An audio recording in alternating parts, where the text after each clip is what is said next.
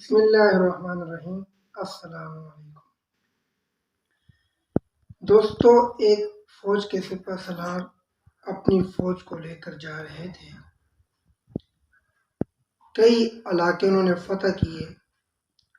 فتح کرنے کے بعد وہ ایک ایسے علاقے پر پہنچے، وہاں پر جو لوگ تھے انہوں نے یہ انتظام کیا۔ انہوں نے جب دیکھا کہ مسلمان چار عالم میں فتح کے علاوہ کوئی اور کام ہی نہیں کر رہے، دنیا کا ہر خطہ فتح کر رہے ہیں، ہر جگہ فتح کر رہے ہیں، تو انہوں نے کہا یار ہم تو ان کا ایسا مقابلہ نہیں کر سکتے، ہمیں یقیناً ایسا کام کرنا چاہیے۔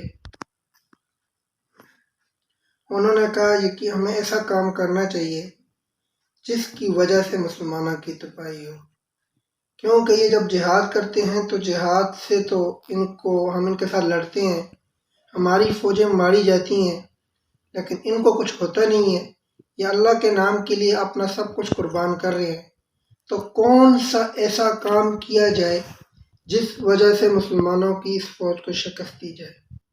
وہ لوگ اپنے پادریوں کے پاس گئے، اپنے جو ان کے بزرگ تھے ان کے پاس گئے، تو ان لوگوں نے بولا کہ آپ تو ان کے ساتھ جنگ کر نہیں سکتے ہیں، آپ ان کو لڑائی سے جو ہے موڑ نہیں سکتے ہیں، آپ ایک کام کریں، آپ کے علاقے میں یا آپ کے قرب و جواز میں جتنی بھی خوبصورت لڑکیاں ہیں ان سب لڑکیوں کو ان کے سامنے لے آئیں۔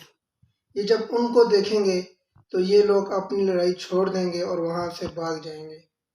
تو ان لوگوں نے یہ انتظام کیا، جب ان کو پتہ چلا کہ اس علاقے سے مسلمانوں کی فوج نے گزرنا ہے، تو ان لوگوں نے یہ انتظامات کیا۔ ان کے جو بڑے بڑے پادری تھے ان سب نے کہا کہ یار ہمارے علاقے میں یا جگہ جہاں کہیں خوبصورت سے خوبصورت لڑکیاں جہاں کہیں ان کو اکٹھا کرو، اور مسلمانوں کی فوج جس راستے سے گزرے گی یہاں پر ان کو بٹھا دو، سجا کر تیار کر کے صحیح طریقے سے ان کو یہاں پہ رکھ لو، تاکہ جب مسلمانوں کی فوج گزرے گی وہ ان کو دیکھے گی، ان کا ایمان خراب ہوگا، وہ ہم سے شکست کھا لیں گے۔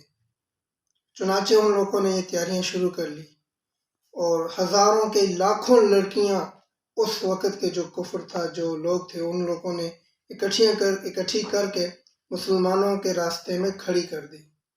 جب مسلمان گزرنے لگے، مسلمان گزرنے سے پہلے ابھی اس جگہ کے قریب ہی تھے کہ ان کے جو سپہ سالار تھے ان کو پتہ چلا کہ یار ان یہودیوں نے، ان کافروں نے ہمارے خلاف یہ سازش کی ہے، اب جس راستے سے مسلمان گزریں گے اس راستے میں خوبصورت ترین لڑکیاں بٹھائی ہوئی ہیں۔ تو وہ جو جنرل تھا، اس نے جو سپہ سالار تھا فوج کا، جو بڑا تھا، کمانڈر تھا، حضرت ایک واقعہ پیش آ گیا ہے، اس جگہ سے مسلمان فوج نے گزرنا ہے، اور یہاں پر ان کافروں کی یہ سازش ہے کہ مسلمانوں کو ورغلانے کے لیے، ان کا ایمان کو ضیاع کرنے کے لیے ان لوگوں نے یہ سازش کی ہے کہ ایک خوبصورت ترین لاکھوں ہزاروں لڑکیاں مسلمانوں کے راستے میں کھڑی کر دی ہیں۔ حضرت اس کے لیے کیا کیا جائے، مسلمان اب کیسے گزریں؟ جو وقت کا حکمران تھا، امیر المومنین جو تھے، انہوں نے صرف قرآن کی ایک آیت لکھی، خط کے اوپر قرآن کی ایک آیت لکھی اور روانہ کر دیا۔ وہ جو وہاں پر پہنچا تو وہاں پہ فوج کا جو بڑا تھا اس نے وہ رکا کھولا اور اس کے اندر حضرت کا پیغام پڑھا، جو سپہ سالار تھا ان کا، اس میں لکھا تھا کہ قرآن کی یہ ایک آیت پڑھ کر ان ہزاروں فوجیوں کو سنا دیں، یہ انشاءاللہ ان کے لیے کافی ہوگی۔ تو جب انہوں نے وہ رکا کھولا اور فوجیوں کو اکٹھا کیا کہ ہمارا جو سردار ہے، ہمارے جو بڑے ہیں، ان کی طرف سے پیغام آیا ہے کہ انہوں نے قرآن کی آیت پڑھی، بسم اللہ الرحمن الرحیم، قل للمؤمنین یغضوا من ابصارہم ویحفظوا فروجہم۔ انہوں نے قرآن کی آیت پڑھی جس کا مفہوم یہ ہے کہ مسلمانوں سے کہہ دیجئے کہ اپنی نگاہوں کو نیچی کریں، جب وہ ان کے سامنے غیر محرم آ جائے تو اپنی نگاہوں کو جھکا کر چلیں۔ جو صرف ایک آیت کا سننا تھا، ہزاروں فوجی جو ہیں وہاں سے گزر رہے ہیں اس راستے سے اور اپنی نظریں جھکائے گزر رہے ہیں۔ ان خوبصورت عورتوں نے، ان خوبصورت ترین لڑکیوں نے جب دیکھا کہ یہ ہماری طرف نہیں دیکھ رہے، ہزاروں کی فوج ہے، گزر رہی ہے، ان لڑکیوں نے دیکھتی رہی، جب آخری کچھ سپاہی رہے تو ان کے کلیجے پھٹنے لگ گئے. وہ یہ کہنے پر مجبور ہو گئی، اوے لوگو، تم فرشتے ہو یا کیا چیز ہو؟ تمہیں ہمیں عورتیں نظر نہیں آتی؟ ہمیں کیوں نہیں دیکھ رہے؟ کیا وجہ ہے؟ ہمیں بھی دیکھتے جاؤ، یا حسن کے نظارے آپ لوگ کیوں نہیں دیکھ رہے؟ تو ان میں سے ایک فوجی اپنی نظریں جھکائے ہوئے چل رہا تھا اور یہ کہہ رہا تھا، ہم آپ کو کیسے دیکھیں، ہم اللہ کا قرآن سن کر آ رہے ہیں. وہ کہنے لگی، اگر آپ اللہ کا قرآن سن کر آئے ہیں تو ہمیں بھی سناتے ہو جاؤ وہ اللہ کا قرآن کیا ہے. تو انہوں نے ان عورتوں کو بھی سنایا. تو کہتے ہیں کہ لاکھوں ہزاروں ہندو لڑکیاں، کافر لڑکیاں جو تھی وہ مسلمان ہو گئی. اس وقت کی فوج کے لیے قرآن کی ایک آیت کافی تھی. آج پورے کا پورا قرآن میں اور آپ پڑھتے ہیں، کیا ہمارے لیے وہ کافی نہیں ہے؟ کیا ہم صراط مستقیم پر نہیں چل سکتے؟ کیا ہم اللہ کے دین سے اتنے دور ہیں؟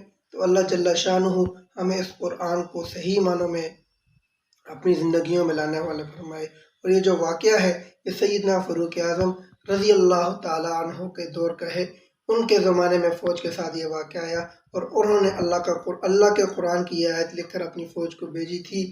تو جس کی وجہ سے اس فوج نے یہ قرآن سنا اور ہزاروں فوجی راستے سے گزر گئے، کسی ایک عورت کو بھی نہیں دیکھا. کہتے ہیں کہ اس کے بعد ہزاروں جو لڑکیاں بیٹھی تھیں ان میں سے کئی ہزار لڑکیاں جو تھی وہ اسلام لے آئی تھی، صرف قرآن کی ایک آیت سن کر. آج ہم پورے کا پورا قرآن پڑھتے ہیں لیکن ہم قرآن پر عمل کرنے کے لیے تیار نہیں، ہم قرآن مجید کو سمجھنے کے لیے تیار نہیں.